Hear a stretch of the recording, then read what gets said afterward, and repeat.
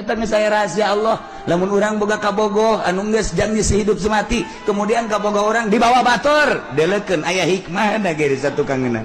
Ulah sok marah, naon hikmahna? Horenganan stres. Coba lain hikmah mamala. Aya hikmah, dokter cerita doang. Aduh, saya kunaon ngajang jauh ngamat.